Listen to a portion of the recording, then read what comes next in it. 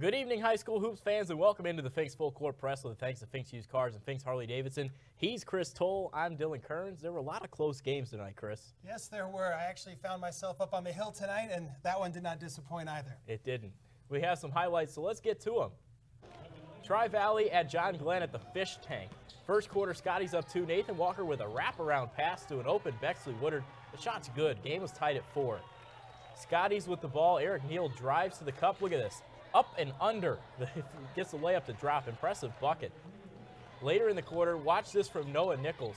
That's all ball. Rejection. The Muskies were playing smart defense too. Will Nicolazakis gets in position, takes the charge. Right before the quarter break, tied at 13. Great passing from the Scotties. This goes to Terrell Darden in the corner. He nails the triple. Tri-Valley led by 5 after the break.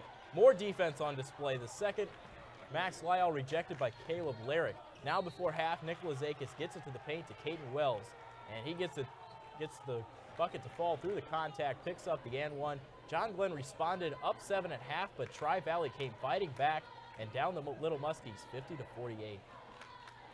And speaking of that hill that I was on, Riverview Black Bears looking to knock out West Muskegon Tornadoes and hand them their 4th consecutive loss. Fourth quarter, Tornadoes up 48-46. Riverview comes out firing 3 from Owen Imig, but the Tornadoes answer right back with a beautiful full court pass. Noah Gray, Gage Newsom, count it, and no and one there. Just solid defense by Riverview. You good? We're all good.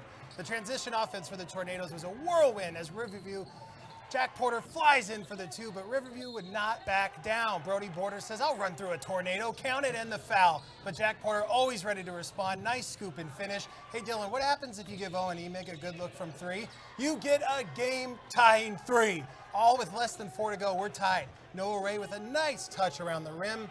But again, Brody Border would put Riverview up 1 late, but then 5 straight turnovers going back and forth until the Tornadoes out in transition again, and Jack Porter throws a dagger into Riverview with the pass to Gage Newsom. Clutch free throws late by the Tornadoes proved to be too much. Final from the hill, Tornadoes 71, Black Bears 66. What a ball game. Look at the scores across the boys basketball tonight. Pickerington North beat Newark 36-32. New Lexington beat Crooksville 58-42. Sheridan beat Philo 59-52. Rain Roddick 18 points for Sheridan. Reed Kokonis had 14. Heath beat Johnstown Monroe 50-42. Harvest Prep beat Rosecrans 64-53. Labashek had 19 points. Hartman a double-double, 17 points nice. and 10 rebounds. Very impressive. Granville beat Watkins Memorial 50-30. Rex Raider had 16 points. Coming up next, did Maysville's undefeated record come to an end tonight? Join us when the Fink's Full Court Press returns after this break. Welcome back into the Fink's Full Court Press with thanks to Fink's Used Cars and Fink's Harley Davidson. Chris, the Maysville Panthers have been playing exceptional ball this year, and in another day of putting that undefeated streak on the line. Yeah, they did. I was out there, and let's get to those highlights. Could the Morgan Raiders end Maysville's undefeated season? Maysville had a quick celebration for Hayden Jarrett's 1,000 career points before the game, but the Raiders, they were ready, starting out with a 3 right out of the gate. But the Panthers, they're undefeated for a reason as Armstead drills a corner 3 to tie. Hayden Jarrett with a little 1-2 step, count the 2. And then I have to ask, what about Bob? Alex Bob with the nice finish. Give the and one to the Panthers with a chance to tie. Raiders would not back down though. They had a lead for much of the first quarter. Panthers responding with a little Jarrett to Ryan. Showtime Lakers. You'd like to see it. But you cannot strike fear into Morgan. Carson Meme, beautiful finish, and then when you leave Hayden Jarrett open, Dylan, you know what's up. Hand down, man down. Thank you, Mark Jackson. Jarrett with the 3. The Raiders had an answer for everything in the first half. Cooper Kane draining fear into Maysville's fans, but it would only last in the first half as Maysville pulls away in the second half and wins 58-36. Another good game out there. You really sold that highlight. Licking Valley at Zanesville. Let's pick it up 4th quarter. Rashad Hampton drive was too slick. Blue Devils up 39-38. Now we cut late, 2-point Zanesville lead. Camden Walker on the fast break finds Jacob Wheeler, and Chris, that's a clutch 3-pointer. 50-49 Panthers. Under 2 to play. Same score. Mikey Johnson at the foul line misses the free throw. Fighting for the rebound is Grayson Goins. What a tough play by the sophomore. Zanesville now up 1. Drew Doyle driving now, goes to Goins under the rim. It's good. 53-50 Blue Devils. The crowd is going nuts. 59 seconds left. Chase Vermillion gets the rebound, goes up, gets the and one to drop. It's 53 all late in the game. Blue Devils on the inbound. The pass, oh no, it goes out of bounds. Turnover huge.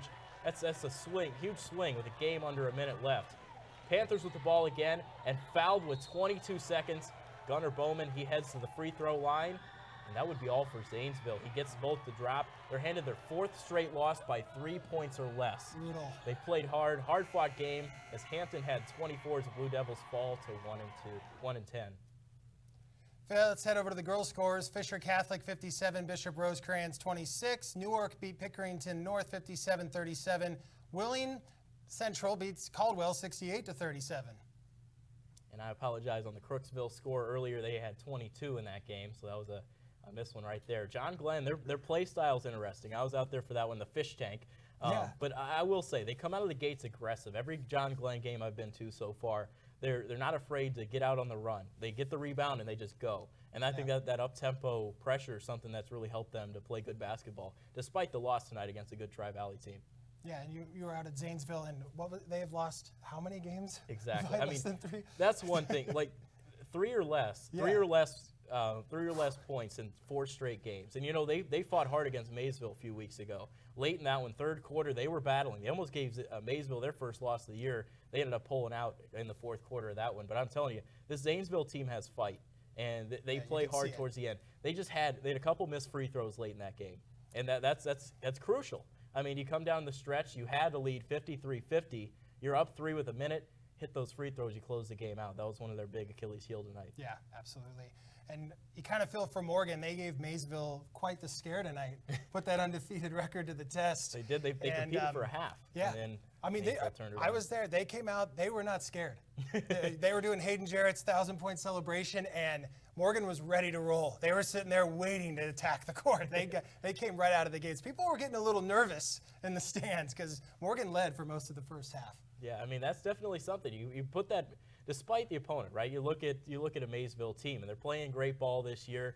Every single game that you have, you can't overlook anybody. You got to go out there. Morgan, they're now 4-3, or rather 4-4 in the MVL after that loss, and they play West Muskingum in their next game. So imagine 1 week, like you're a good Morgan team coming in at 4-3 in the MVL. Then you face the #1 in the big school, the #1 in the small school, and I mean it's tough. It's tough. Yeah, it's very brutal. tough. And you were out there for West End too. You saw them, and they played hard. Jack Porter's really getting it done, leading that team. Yeah, they responded well after losing to Maysville last week, and then you saw Maysville. Did they come out a little flat after that huge game of the year last week? I mean, you don't know, but they turned it on in the second half, and their record's undefeated still. Yeah, they're still they're a good basketball team. It's something to look forward to down the stretch. Chris, it's been a pleasure anchoring the Finks with you, and that'll be all for the Finks Full Court Press. Well, thanks to Finks Used Cars and Finks Harley Davidson. Have a good night.